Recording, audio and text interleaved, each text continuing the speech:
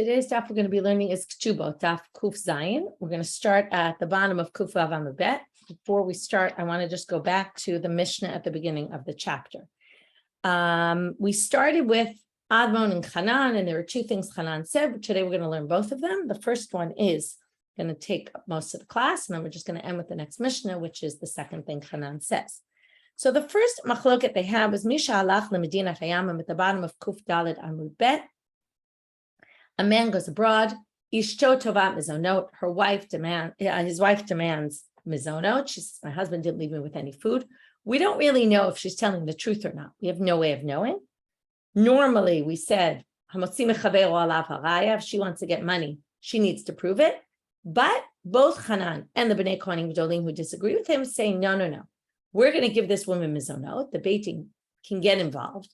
Again, it's kind of a situation, a family situation, that we allow the beiting to come get involved and say, wait a minute, we need to help out.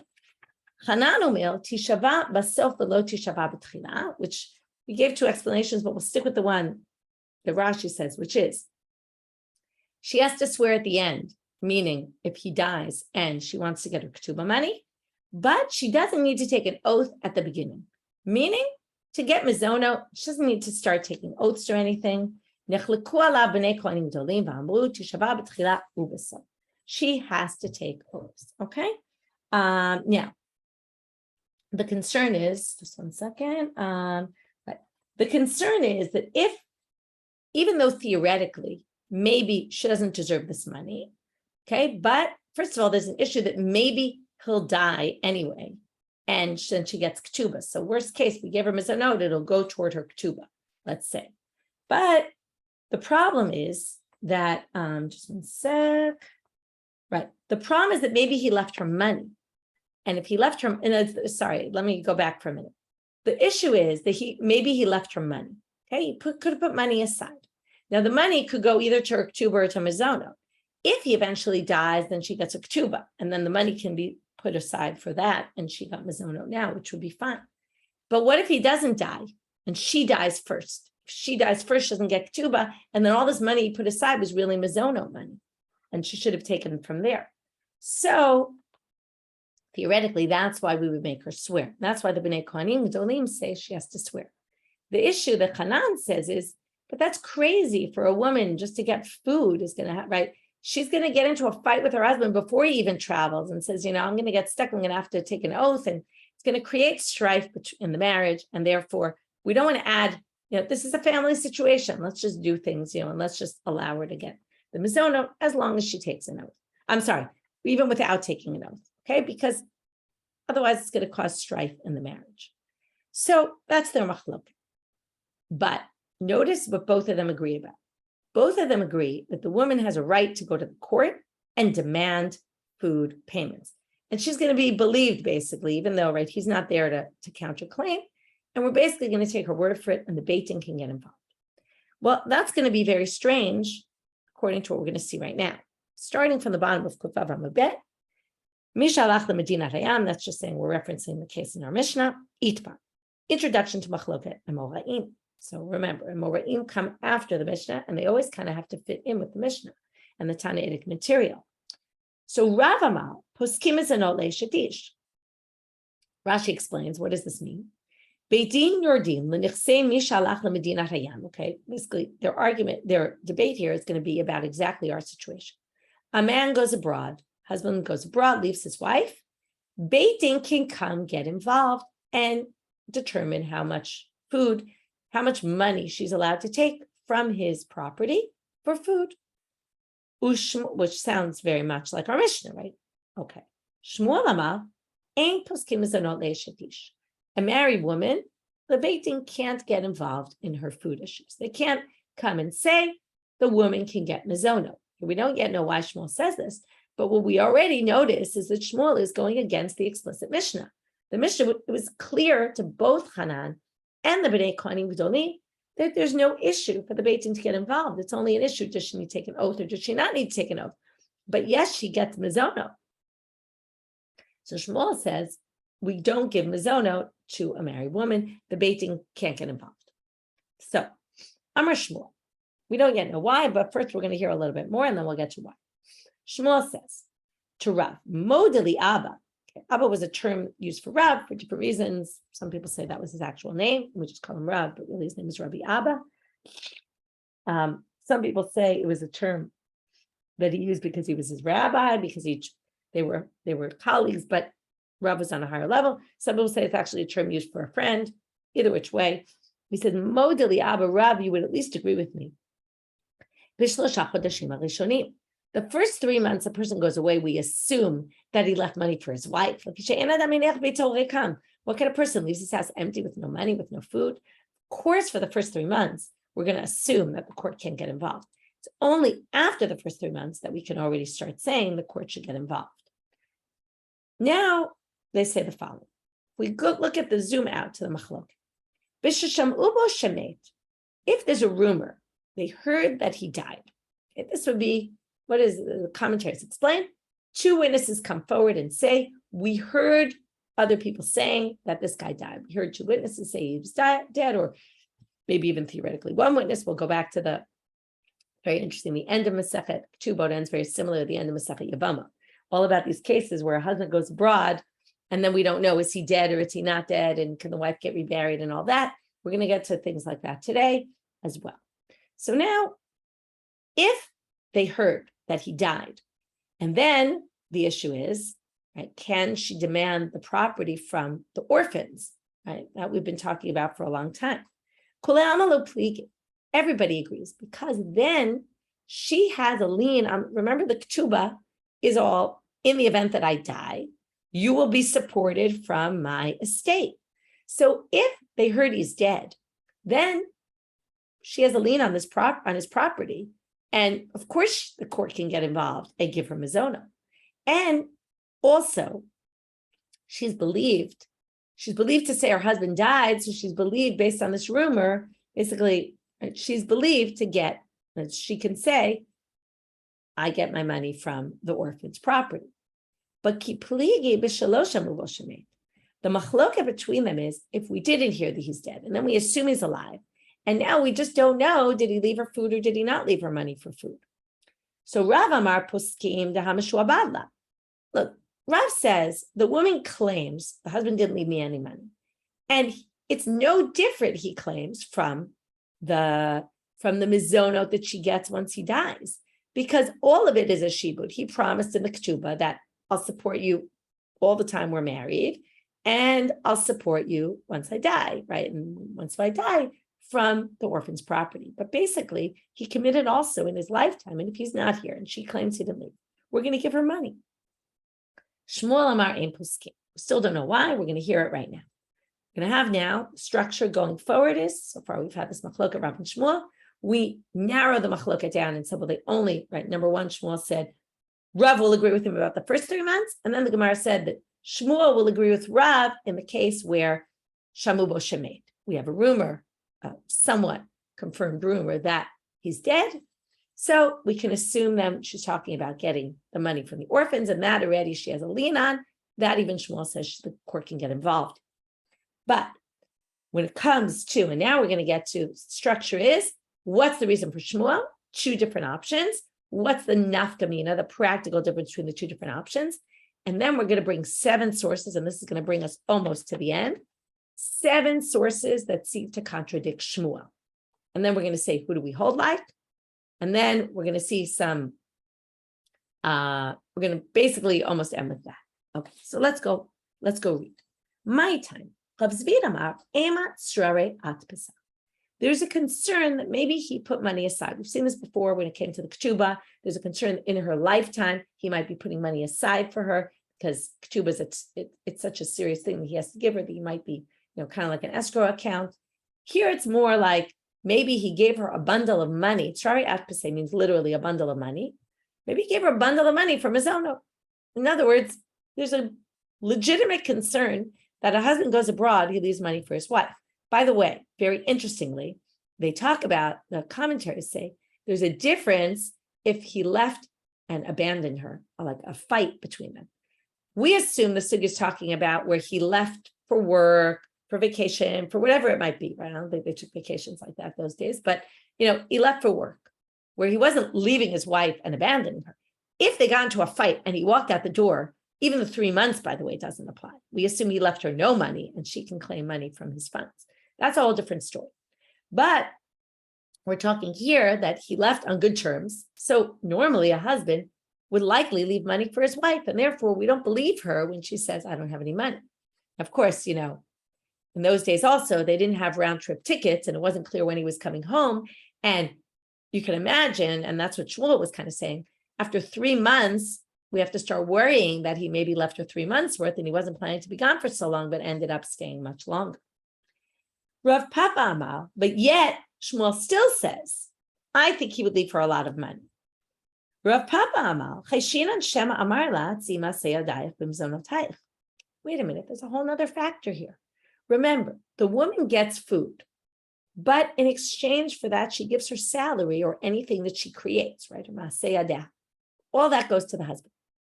So it could be, think about the situation. It would have been smart for a husband before he leaves on a long trip. He says to her, listen, I'm not going to give you food, but I won't take your salary. Keep your salary, use it to buy your food.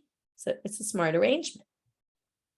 So basically, Rav Zvid says we're worried maybe he left her money. Rav Papa says we're worried they made an agreement that she was going to keep her salary and use that to pay for a mazono.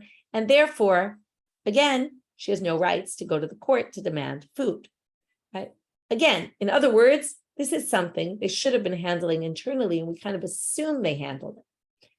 To which the Gemara asks, "My benayu, what's the practical difference between the two opinions? Ika benayu, gedola velo sapka." If she was already older, which means likelihood that he would have left her money. Okay, if she's young, he's not going to leave her money because young people don't know what to do with money, right? We generally think they don't have dad. We wouldn't leave someone a big bundle of money if they were underage. But if she's overage, mature, but lo safka, but she doesn't make enough money to basically allow her to support herself. In that case, there's no way the woman would have agreed, keep your salary in place of mizono because she won't have enough to eat. Inami, another, so again, let's just go through. Rav Zvid says we're worried he left her money. We'd still say we're worried he left her money and the Beit Din can't get involved according to Shmuel. Rav Papu says the Shmuel says it because we're worried that maybe they made this agreement. Well, there's no way they made the agreement, in which case Shmuel would say, yes, the Beit Din can get involved here. Inami ktana v'safka. Or if she's a minor, in which case there's no concern, sorry, at pasa, and then Rav Zvid would, Shmuel according to Rav Zvid would say, oh, in that case, the Beit Din give her mizonot, because for sure he didn't leave her money. But safka, but she's a woman who does make enough money, despite the fact that she's young. She's very talented, makes a good salary, and therefore, according to Rav Papa, it would still be an issue that maybe he made her this agreement beforehand, keep your salary and use that for your food. And then, according to that, Shmuel would not allow the Beit Din to get involved. Now we start with our 7 sources. Tana. The first one is our Mishna, which clearly goes against Shmuel. He went abroad, the wife wants food. She swears she has to take an oath if she wants to get the ketubah, but not if she's getting mizonon in the meantime, right? And only if he died in the end. If she wants mizonon or if she wants ketubah, she has to take an oath. But their only debate is about whether you need to take an oath. She needs to take an oath. Everyone agrees she gets mizono, so it seems Beit Din poskim mizono le'eshadish. The Beit Din can get involved and say, we're giving you money from the husband's estate. It's just a matter, does she need to take an oath or not take an oath? So, Tirigama Shmuel is going to have to explain our Mishnah, what we call an ukimta. The Mishnah is discussing a case. Bishesham ubo shemed. Remember, Shmuel agreed in a case. Shesham ubo shemed. Okay. By the way, I highly recommend there's a study guide. You can follow the whole flow of the Gemara in the study guide. Shmuel says the Mishnah must be referring to sham ubo shemed. In that case, that there were 2 people who came forward and said, we heard people say that he died.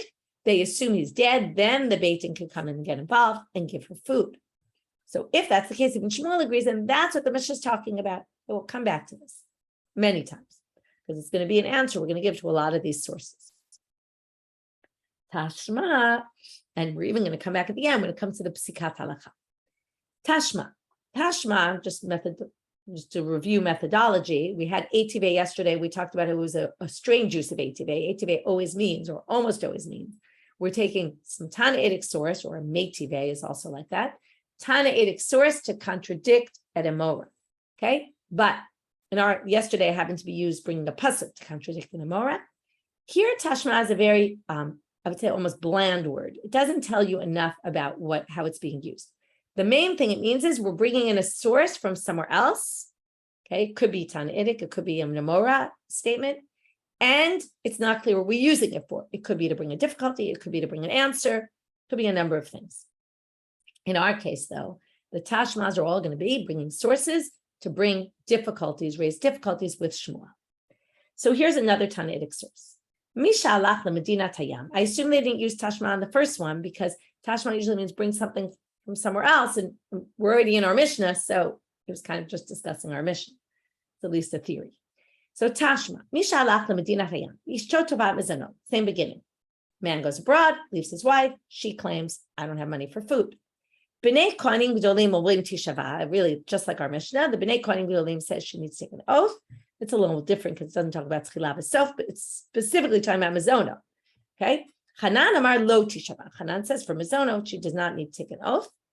Here comes the important line: Im bava amal. That if he shows up on the scene and he says, "Pasakti la mezonot ne'eman," I gave her food. He's believed. This is a little bit strange. Why is he believed? To what extent is he believed? There's many different opinions about this. Is he believed basically if they gave her mezonot already, can he take the money back from her? Okay. And why is he believed over her? So first of all, Rashi says only if he takes an oath. He has to take an oath. He can't just say, I gave her money and be done with that. He has to take an oath. Some people say that what it really means is Chanan said she doesn't need to take an oath for mezonot. But what this is saying is if he claims that he gave her money, then even Chanan agrees that she'd have to take the oath. So there's many, many different ways to understand this. The main point is we already give him a little more leverage. The question is how much? Okay, can he use it to take money out of her hands that she already got? Or would it be a case where the Beit Din ruled but didn't yet give her the money, and then he can stop them from giving her the money? And again, does he need to take an oath, or is it just to allow her to take the oath before she demands the money? Many different ways of understanding it, but the point is, if he shows up, then right, we undo something. So what do we see here? In this case, you can't say they heard he was dead because he's alive. Okay, you might say maybe he could, and that's what the Gemara is going to say, as we know from the end of Yevamot. Sometimes they think he's dead, and it turns out he wasn't. That's what we're going to explain. But right now, they think can't be Shemet Bomet. So here you see they give her mezonot. In this case, they had to undo it somehow. However, we undo it. But the point is, they gave her mezonot, and he was still alive. So hachanami b'sheshamu b'shemet. There was stage one where they thought he was dead. They gave her mezonot. Then stage two, he shows up on the scene, and then they gave her, and then they undo it. But the point is, at the earlier stage, when the Beit Din got involved and gave her mezonot, it was when they thought he was dead. So they say, okay, I already answered this, but they basically say, you can't say this is, they heard he was dead, but it said he showed up. So obviously he wasn't dead, to which they answer, in other words, again, it was a rumor. They thought he was dead, and then it turned out he wasn't dead. So I kind of already explained that beforehand, but the Gemara was kind of saying, oh, it's right. Obviously the Gemara meant that as well, but the Gemara had to clarify it so that you wouldn't think they really thought he was dead and then, came up from the dead. Okay. Tashma, third source. Same start. He goes abroad. She wants mezonot. Im bava amal. If he comes and says, if he comes forward and says, I want you to keep your salary and I'm not going to give you food, and he can do that. Kadmu beitin upasku masha pasku pasku. But if before he said that, the Beit Din had already given her mezonot and said you could get mezonot, then we go by what the court ruled and not by this later statement that the husband comes forward and says, oh, why don't you keep your salary? The Beit Din had already determined at an earlier point that he goes abroad, she claims mezonot, the Beit Din gives her money for it, right? Says you can take from your husband's possessions. And then he comes forward later and comes back and he says, I want you to take your salary instead. So here you see, right, the Beit Din could get involved. So again, again, the Beit Din getting involved in that earlier stage must have been when they had heard this rumor that he was dead. And that's why, again, and then they don't even go into the question anymore because it's obvious. And then he showed up. Well, we didn't know, right? Again, if you learn the end of Yavama, you'll know that happened, right? We thought someone was dead and then it turns out they weren't. Tashma, fourth source, again, Shmuel. Right, so each time we basically, so far, we've determined, don't worry about that source that said the Beit Din gets involved and can say she gets food was all a case where they thought he was dead. 2 witnesses came forward and said, we heard this guy's dead. They didn't testify firsthand, but secondhand testimony, and we accepted that enough to say we're going to get involved and give her mizona. Tashma, fourth source. Exact same beginning. He goes abroad. She asks for mizonot. Here it's going to be a little different. Beit Din yordim lenechasav. They go into his property. Vizanim u'mefarnesim leishto. Okay, they can go into his property, feed his wife. Avalo banav u'bunotav velo davar acher. We learned this on Daf Yomi. They can't. We don't give food to his children who are above the age of 6. Not boys, not girls, and not for some other thing. We don't know yet what this is. We'll get back to that. So again, how could Beit Din gets involved? How could Shmuel say not? Amar Rav Sheshet b'mashre et ishto al yedei shalish. Rav Sheshet explains, although we're going to reject his answer, it must be he had put up someone in Apitropos to be in charge of her. He set someone up. You give her mizonot. Right, and I'll pay you back later, or we'll make an arrangement. But what happened? The apotropos disappears, doesn't do his part of the deal, then the court can get involved. To which the Gemara says, if that's the case, and then again, it's an exception to the rule. Because it's clear the husband meant to give her, there's no concern he left her money before, there's no concern of all those things that we saw before. But well, if he put up someone in charge of giving his wife food, obviously he put up someone in charge of giving his kids food, and why doesn't the court get involved then to give the kids food? So they say, he must have put up an apotropos to give his wife food, but not his kids food, to which the Gemara says, my Pascha, what kind of crazy person would decide to give just his wife food and wouldn't decide to give his children food? That seems very strange. He was already making provisions for when he was gone. It doesn't make sense he would make that split. And therefore, there's a ridiculous explanation. Not ridiculous, but it's not a good enough explanation, the Gemara says, and therefore they try again. Ela Amarav Papa, Kishasham Abo Shemet Be'ed Echad. This is a very interesting answer, and bring back the end of Yavama. What does it mean, Shamabo Shemet, in this case? Well, in other words, he's going to say, the Mishna, this Braita, I assume it's a Braita, is talking about a case where they heard he was dead, but not like we said before, 2 witnesses said, we heard he's dead. 1 witness came forward and testified that they saw the person dead. And what do we learn from the end of Yavamot? We allow the woman to remarry based on 1 witness. Well, if we're going to allow her to remarry, the whole ketubah is premised on if, right, when you become available to marry someone else, right, meaning I die, you will be able to get mizonot, and then, until you get married, actually, you can get your ketubah also. So, or you get mizonot until you get married, and then you demand your ketubah. So anyway, says, 1 witness came forward and testified he was dead. So for her purposes, we now have to distinguish between her and the children. Very interesting. For her purposes, he's dead. She can go get married. She wanted to get remarried based on 1 witness. She could.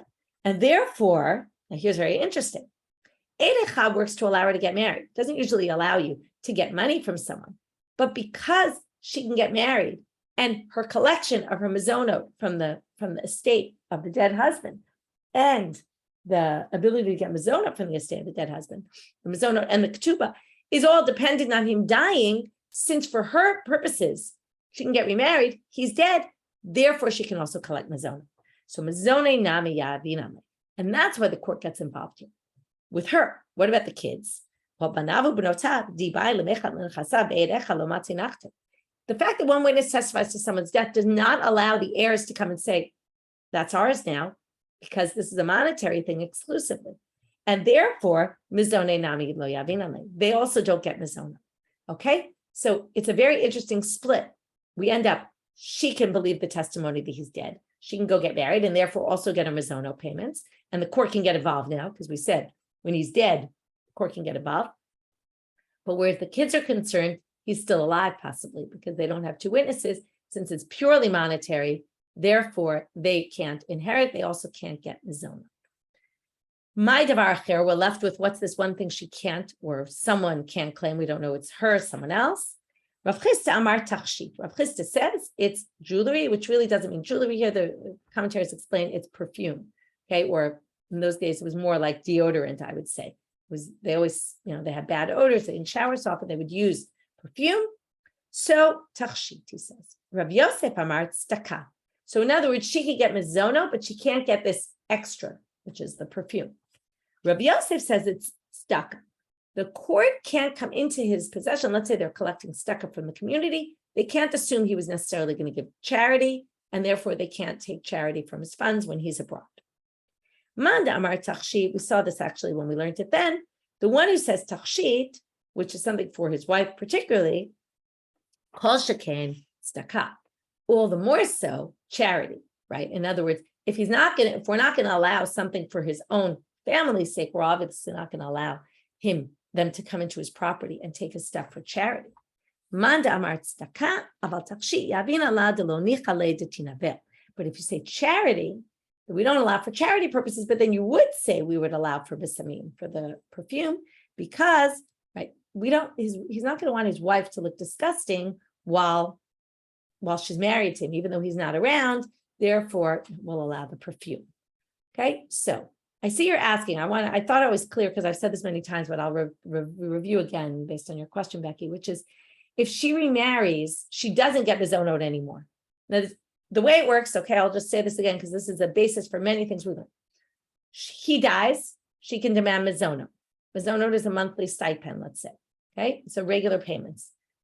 Once and then we had a whole debate, starts putting on makeup, when she already, starts, she gets engaged, or she claims all sorts of things, and her mizonot payments, which is when she's about to get married, or at what stage, we don't know, but at some stage, she already, could be the last stage, which is she gets married, she can no longer demand mizonot. The only thing left at that point is her ketubah. That's why it's in a woman's best interest. This is only for a widow, not a divorcee. Divorcee doesn't get mizonot. That's what we're right. Divorcee doesn't get mizonot at all. We're going to see that later. But she only gets a ketubah. But a widow, it's in her best interest to keep getting those monthly payments because she'll get a lot more money in the end, and then she'll claim her lump sum at the end when it's her last the last connection to the husband. Okay, well now I want my big lump sum payment. And again, we saw different opinions. Once she gets her whole ketubah, she can't get mizonot payments anymore. Once she gets part of her ketubah, we saw she can't get. Once, according to Shmuel, once she claims she tries to get her ketubah in the court. When she goes and says, I want my ketubah, no more mizonot payments, right? There was a whole debate about that. Now, Tashma, next source. We're up to number 5, I believe. Hayivama, shlosha chodeshim harishonim, nizonet Michelle ba'ala. A man dies, childless. Okay, back to Yevamot. She's waiting to do Yibum with his brother. While she's waiting, we're going to split the time. The first 3 months, the husband's estate is still responsible for her, the first 3 months after death. Mikan va'elach, this seems to match the other 3 months. There's this assumption of 3 months. Mikan va'elach, after that, Eina nizonet lo Michelle ba'ala v'lo Michelle Yabam. She's in no man's land there. She's not yet married, so the Yabam is not responsible yet to feed her. But she's already far away from her previous husband, so she doesn't get money from him because the Yabam is responsible, so it shouldn't be coming any more from there. So she's kind of stuck. Amad bidin ubarach. Let's say she brought him to court and she said, you're not dealing with me. Either do yibum and then support me, or do chalitza and then let me go marry somebody else, but can't leave me here. So Amad bidin, and the court said, you have to either do yibum or do chalitza. And then barach, and then he runs away. After they said you must do one or the other, and he runs off. Nizonet Michelle Yabam. Then the Beit Din can go into his property and take food. So what do you see here? The Beit Din can get involved in food payments. when it comes to the Yabam, right? It's the same idea here. He ran away, right? The husband was away, same kind of thing. Someone who's supposed to give food and who's not giving food, the court can get involved. To which Shmuel has a good explanation here. Amar lecha Shmuel, Shmuel could answer again. Shmuel's not here. But he could say, wait a minute, let's go back to the two possibilities of Shmuel's reasoning. L'mayni chushla, what are we concerned about, lahai, with this guy? If we're worried, he put money aside for her for mizono. There's no way this guy did that. He wasn't close to her at all. He wasn't married to her yet. Husband who goes abroad, he was already married to his wife, of course, going to leave her food. This guy not only wasn't married to her, he doesn't even want to be. He didn't even deal with what he was supposed to do. Of course, he didn't leave her money. If you want to say, maybe he made her a deal, keep her salary instead of mizono, lo mishtabdale. They didn't even have that relationship yet that her mizono was supposed to go to him because they weren't married yet. So there was no way he would have made that arrangement and said, listen, don't give me your salary. She wasn't even giving him the salary to begin with. So this source is not a contradiction, not because you could say, oh, sheshamabo shemei. No, it's not a contradiction, right? That wouldn't be relevant here at all anyway. But it's not a contradiction because it's the two concerns of Shmuel are just not concerns in this case. We're going to have one more answer that's going to be like this for our last source. Source number 6, I told you there's 7, so we're almost up to the last.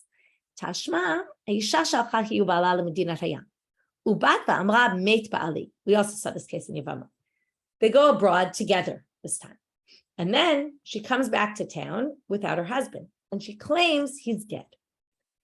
Now, if you remember, she's believed to say her own husband died. So therefore, she wants to get mizono because we believe her that he's dead. She wants to get her ketubah because he's dead, right? Either way, she can collect either one.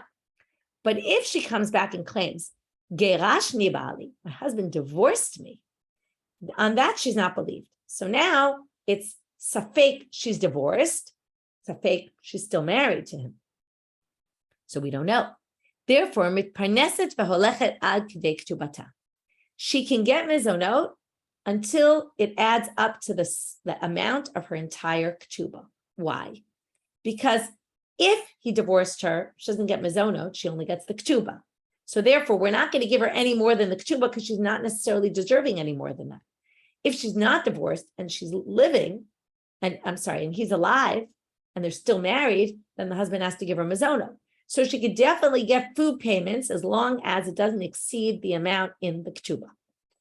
So what do you see here? The court can get involved and demand mizonot because he probably, right, he's either alive and married to her or he's alive and divorced from her.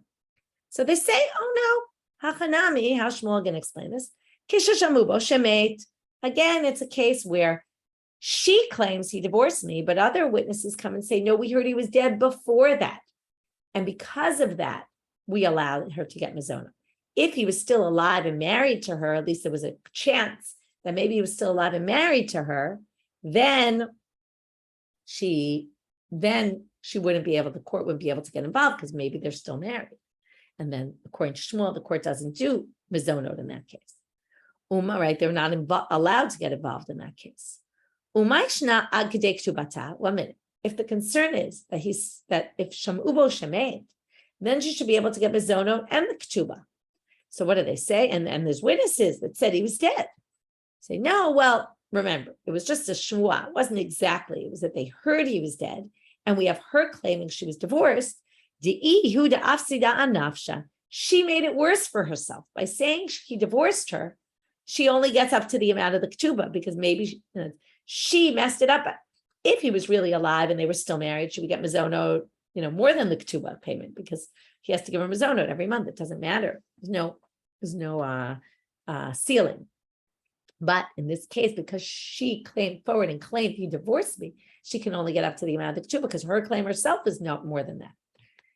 Tashma, and that's because of what I said before. A divorcee doesn't get food payments. She just gets the one lump sum ketubah. Tashma, last source. Ketzad amru mima'enet en la mizonot.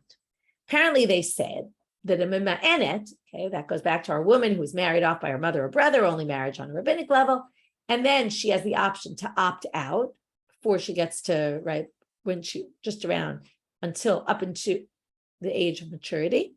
She could say, I don't want to be married to you. In what case did they say that a Mima'enet doesn't get mizonot? She doesn't get food. Yeah. You can't say when she's married to him, right? She gets married at age 10, betrothed by her mother or brother, right? She can't say she doesn't get food payments. Of course they give her food, right? So it must be he must have gone abroad. Lavta ve'achla. Okay, so T1, she gets married by the brother and mother. T2, and then he's feeding her. He goes abroad. Then he doesn't leave her money. So lavta ve'achla. She claims he didn't leave her money. She borrowed money to get food, ate the food, ve'amda umiana. And then she gets up and says, I don't want to be married to this guy. Now, retroactively, her wedding is invalid. Now, if they were married and living together, she can't start demanding all the food payments back. But in this case, she has a loan outstanding that she claims he owes, but she dissolved the marriage, so she doesn't get mizona. Now, what do you see here? Tama de miyana. Seems clear it's only because she did miyun and she refused to be married to him. Which seems to imply halo miyana, but if she hadn't refused the marriage and she stayed married to him, borrowed the money, he shows up back on the scene. She can obviously collect the money from him because miyana and lemizonot is only if miyana, but not if she didn't. So sounds like the Beit Din can give her mizonot, can get involved here. So Amar Lecha Shmuel, again, Shmuel's going to say, like with the Yibum case, the two issues that we had are not relevant here. Again, it's not Shmuel, it's later people talking in the name of Shmuel, in the name of Rav Zvid or Rav Papa, depending on which reason of Shmuel. So the money, what are we concerned for? If we're worried he left her money, we already learned. No one's going to give money to a young minor. Normally, most young women, even though we saw before, maybe there would be a case theoretically of a young woman who could make more money than, right, to support herself. But normally, most ketanot don't make enough money, and that's why. In other words, normally the Beit Din can't get involved because of those two concerns, one of those two concerns. But in this case, neither of those concerns are relevant. Now, we had our 7 contradictions. So again, first we had to figure out what Shmuel. We brought 2 different possibilities. What's the practical difference between them? Then we brought 7 sources that seem to contradict Shmuel. We answered them all. Again, they're ukimtas, it's not the most obvious. The 2 about the Yibum and the Mima'enet are very convincing.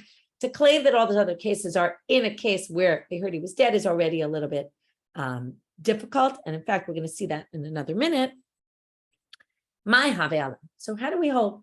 We hold like Shmuel, that we can't allow the Beit Din to get involved, or do we hold like Rav?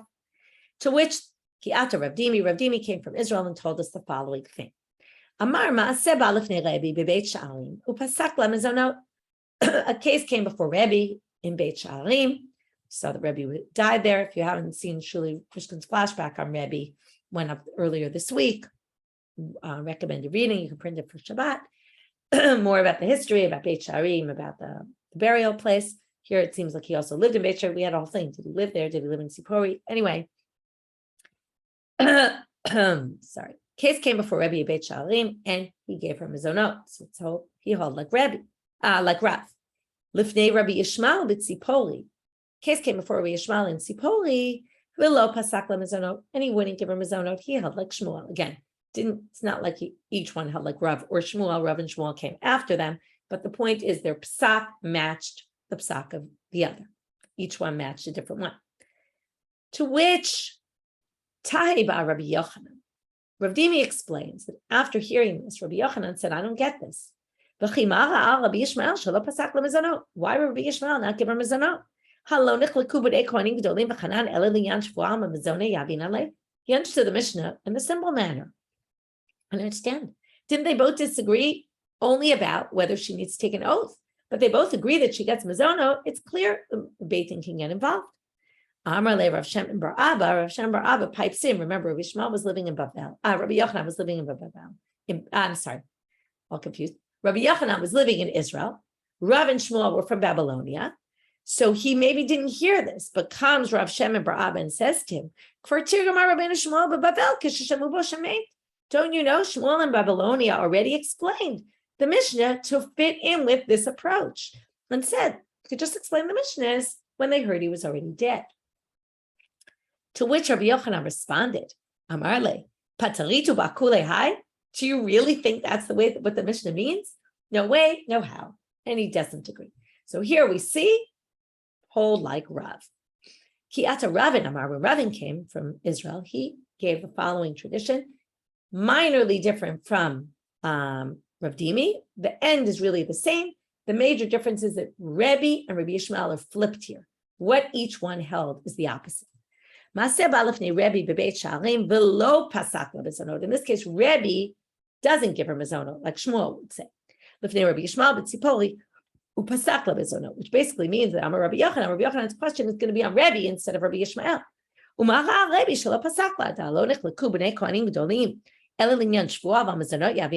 Yochanan says, I don't understand Rebbe.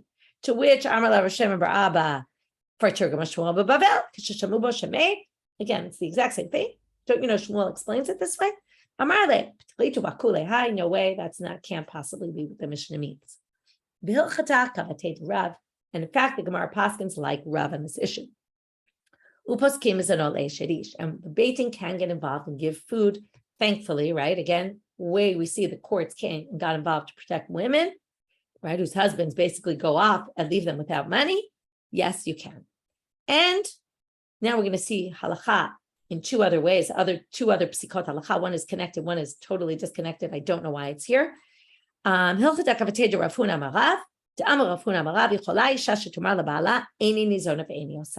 woman could say to her husband, don't give me mizonot, I'm going to keep my salary. If she wants to, she can. Not at least connected with, in our case, it was the husband making an arrangement with her about it. But here she could say, I want to keep my salary. You don't have to give me food. And we hold like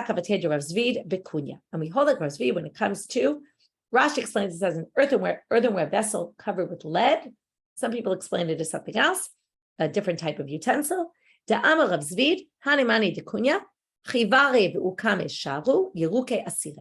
Black ones or white ones, they're not absorbent, and therefore, if, let's say, you cook something not kosher in there, you could use it for kosher stuff. If there's no kashrus issue because it's not absorbent. Kashrus all works that we assume that the vessels absorb things. The green ones do absorb because it's a bit of a different material. They're absorbent, and therefore, they're porous, and therefore it's a problem. It's only if they don't have ridges in them, the black and the white, that don't absorb. It's only if they don't have ridges in them or cracks. If they do, then it's a problem because then they're going to absorb. Okay, why this is here, I really don't know. Anyone thinks about an answer over Shabbos, let me know. New Mishnah. Mishalach, we're now on the second thing that Chanan said that the Bnei Kohanim gedolim were going to disagree with him.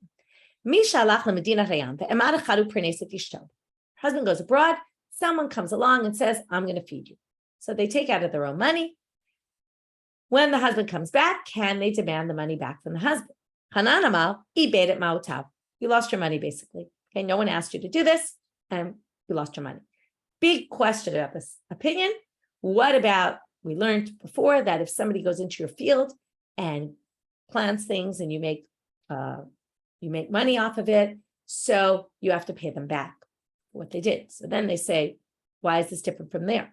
So there's a big difference because there he did something actual and there were tangible results and tangible things that were done. Here, he basically, what he did to the husband is he prevented him from having someone bring a claim against him. Okay, so it's more prevented, right? It's preventing him from having a loss. As later, the wife may claim, you owe me mizonot, and that's a possible reason for the difference. There's other reasons. Maybe he never needed to pay her because she could have taken her salary. In other words, maybe it wasn't something that he necessarily even had to pay. It's a whole big question about how this relates to that. In any case, Chanan says, you lost your money, your fault.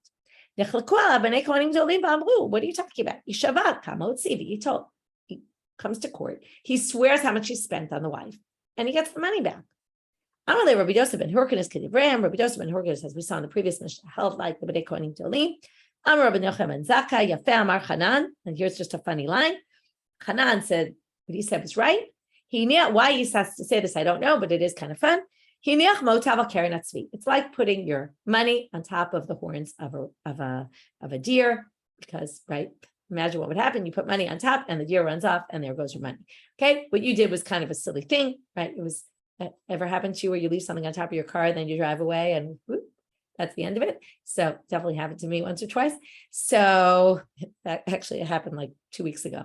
My daughter said, make sure to take my phone. She didn't tell me she put the phone on top of the car. And I literally started driving. Luckily, I realized right away. And she said, wait, my phone. We stopped and I got it. But normally, right, you do that and that's the end of it. Sometimes people leave a cup of coffee and, coffee spills all over. So it's kind of a funny way to end today's daf. With that, tomorrow's daf will be all about understanding this Mishnah better. Shabbat Shalom.